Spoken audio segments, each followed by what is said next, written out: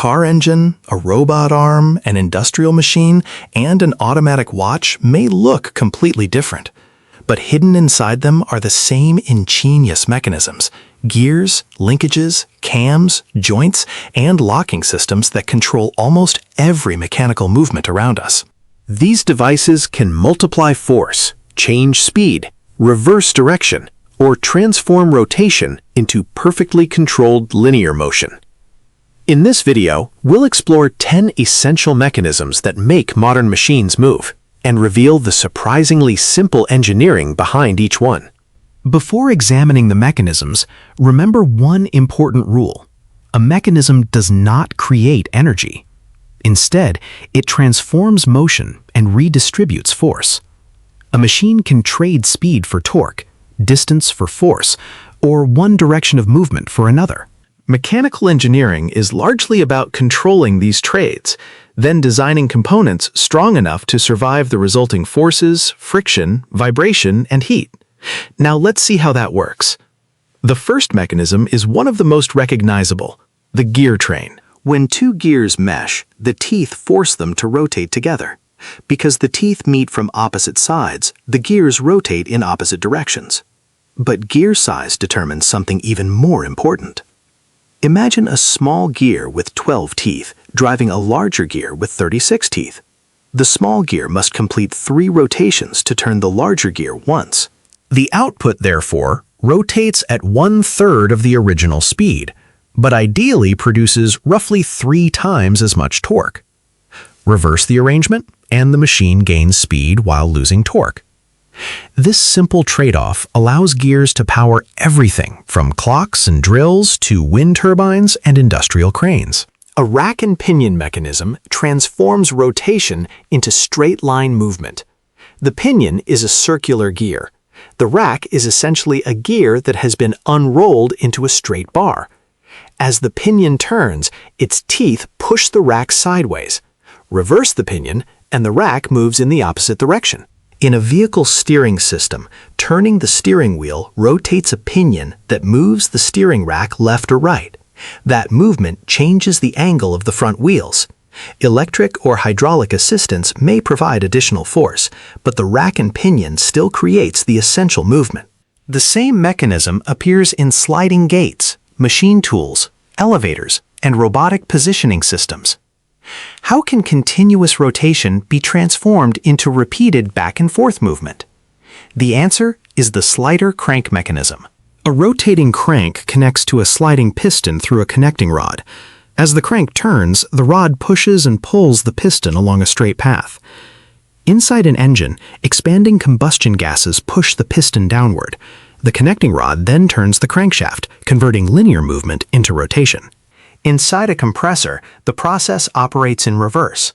A motor turns the crankshaft, forcing the piston to compress a gas. Notice that the piston does not travel at a constant speed. It briefly stops at each end of its stroke and moves fastest near the middle. This carefully controlled motion is fundamental to engines, pumps, compressors, and many manufacturing machines.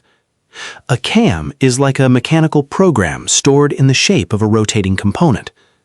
As the cam rotates, its curved surface pushes against a follower. The follower rises, pauses, and falls according to the exact profile machined into the cam. Engineers can change that profile to control how far the follower moves, how quickly it accelerates, and how long it remains stationary. In an internal combustion engine, cams precisely control when the intake and exhaust valves open and close. Cams also coordinate printing presses, packaging equipment, textile machines, and automated production lines. Long before digital controllers existed, cams allowed machines to perform complex actions in an exact, repeatable sequence. The 4-bar linkage is one of the simplest and most versatile mechanisms in mechanical engineering. It contains 4 rigid links connected by 4 rotating joints. One link remains fixed, one receives the input, and the other 2 transmit and control the resulting movement. Despite containing several moving parts, the entire mechanism can be controlled by a single input. By changing the lengths and positions of the links, engineers can create completely different motion paths. The output may rock back and forth, follow a curved path, or approximate a straight line. 4-bar linkages appear in windshield wipers, folding hinges, suspension systems, robotic grippers, and heavy equipment controls. A small change in one link's length can completely transform the movement of the entire machine. The familiar clicking sound of a socket wrench comes from a ratchet and pawl mechanism. The ratchet wheel has angled teeth. A small component called the pawl slides over those teeth when the wheel moves in the permitted direction. When the wheel attempts to reverse, the pawl catches against a steep tooth surface and blocks the movement. The ratchet controls direction. It is the wrench handle that provides the mechanical leverage. Ratchets are also used in winches, hoists, safety locks, cable tensioners, and lifting equipment. This small mechanism allows a machine to advance one step at a time without losing its previous position. Some machines must rotate, stop at an exact position, wait, and then rotate again. The Geneva Drive creates this intermittent movement from a continuously rotating input. A pin mounted on the driving wheel enters one of the slots in the Geneva wheel. As the pin passes through the slot, it rotates the wheel by one precise step. The pin then exits, and a locking surface holds the Geneva wheel stationary until the next cycle. The number of slots determines the size of each step. Geneva mechanisms were famously used to advance film through projectors one frame at a time. They are also found in indexing tables, packaging machines, assembly equipment, and mechanical counters. It is a beautifully simple way to produce precise stop and start motion. Machines often need to transmit rotation between shafts that are not perfectly aligned. A universal joint solves this problem using two yokes connected by a cross-shaped center component. The joint bends while continuing to transmit torque, allowing one shaft to drive another at an angle. Universal joints are commonly used in vehicle drive shafts, steering columns, agricultural machinery, and industrial equipment. However, a single universal joint has an important limitation. When the shafts operate at an angle, the output shaft does not rotate at a perfectly constant speed, even if the input does. It repeatedly accelerates and decelerates during each revolution. Engineers can reduce this variation by using two properly aligned universal joints, allowing the speed changes from the first joint to be canceled by the second. A planetary gearset places several gears inside one compact system. At the center is the sun gear. Around it are planet gears mounted on a carrier. Surrounding everything is an internally toothed ring gear. Each component can act as the input, output, or stationary member. For example, if the ring gear is held stationary and the sun gear is driven, the planet gears rotate and travel around the sun. Their carrier becomes a slower, higher torque output. Hold a different component, and the same gear set produces a different ratio, or even reverses the output direction.